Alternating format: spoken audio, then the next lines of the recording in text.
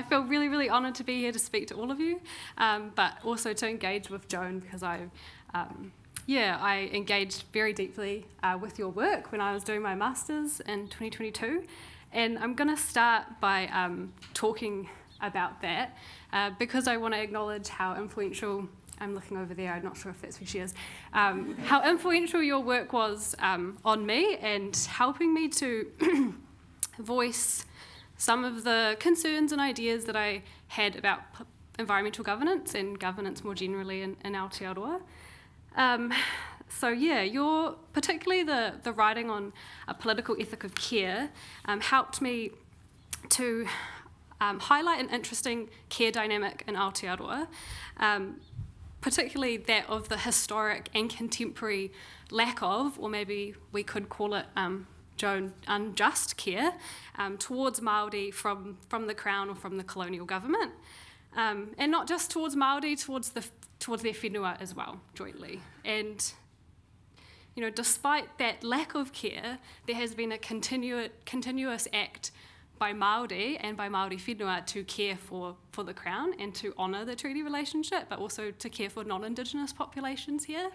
And so I guess kind of what I mean by that is there's been a joint exploitation of whenua, but also Māori communities for the sake of a settler state.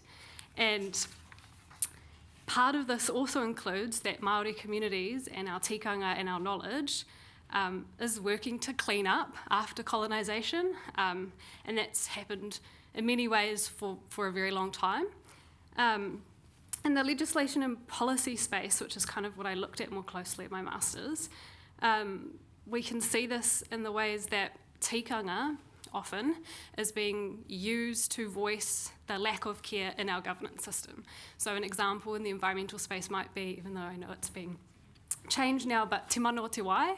So that was a policy that came in and used a tikanga concept to highlight the significance of water and so that we could protect it better, right? And in local government, we often see tikanga concepts being used in planning documents, and so a very common one is ki uta ki tai, which is a concept that helps to have holistic management of an area, so not just the coastal area, but also all the way up to the start of the awa, so catchment care, we could call it.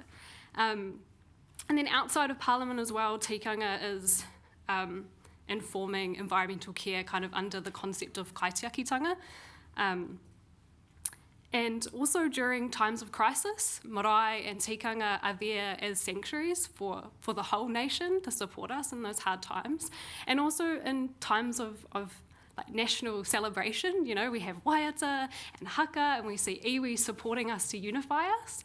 And that care work is often unreciprocated or undervalued. And am I talking too fast? Okay. And we're currently, you know, experiencing that it's being directly attacked and devalued. So, yeah. And because of those findings in my Masters and being able to use a political ethic of care to kind of think about these things, I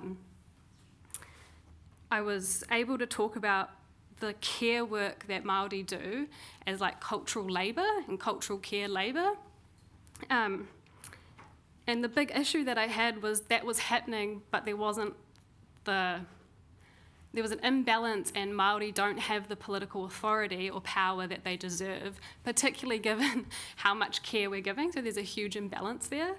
And I was able to use your theories, Joan, to really articulate that and also provide some recommendations for how I thought things could change in the policy space. So yeah, a huge mihi to you.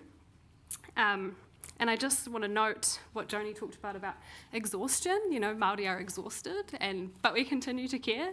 And unfortunately, since writing my Masters, things have changed for the worse.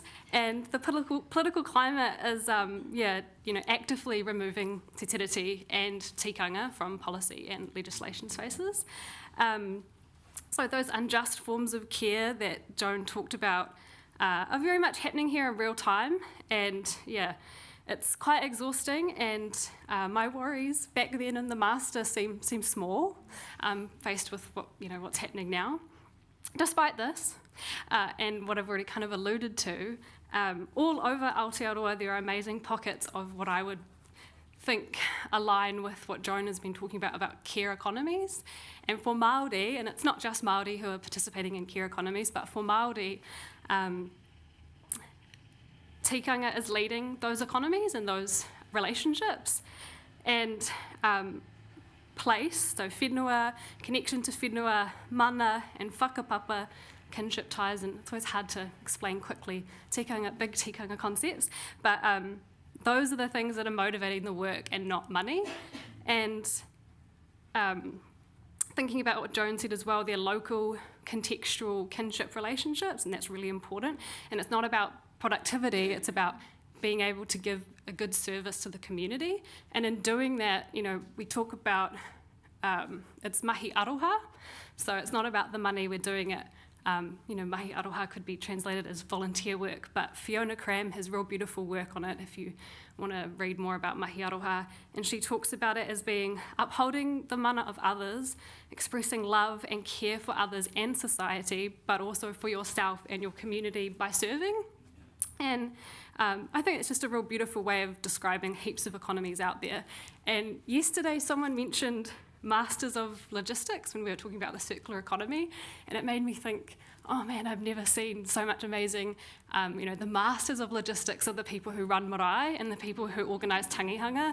If you've ever been to a kingitanga event and there's just so much food and so many people working together, or if there's, and a lot of those economies are not run off money, they're run off the ability to call up your uncle and be like, there's somebody coming, you need to go hunting and get some meat for us because we've got heaps of people coming tomorrow, And those economies aren't based on money, and they rely on good relationships, and if you're not part of those relationships, you probably don't see all of that work that's being done. Anyway, tangent. I feel quite strongly from this research that care theories are a good way to kind of reconcile between Western and colonial systems and Indigenous systems, because integrating ideas of care into our colonial political systems will help kind of allow us to better work together. It's hard to be in a good relationship with the Crown when their idea of care is very different to how Māori are trying to engage with care from a tikanga perspective.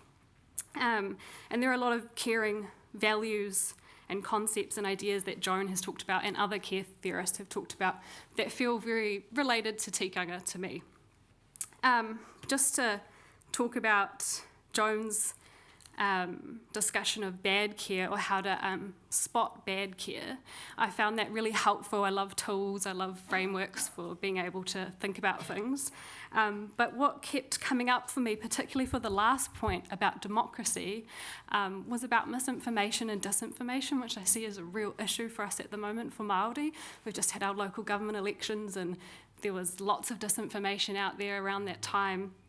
And often the people who are sharing this disinformation about our histories here, climate change, te tiriti o Waitangi, Māori rights and authority, are one, in positions of power, but also using democracy as a way to uplift their kōrero, talking about freedom of speech and those kind of values, when actually what they're saying is inciting discrimination, but also violating human rights sometimes. And so I wonder, Joan and anyone here, what do we do? How do we care through that divide in democracy? Because it's really affecting our social cohesion, and it makes me feel sort of a bit disillusioned by the idea of democracy, because if everyone gets to speak, what do we do when some people are speaking really loudly with false information?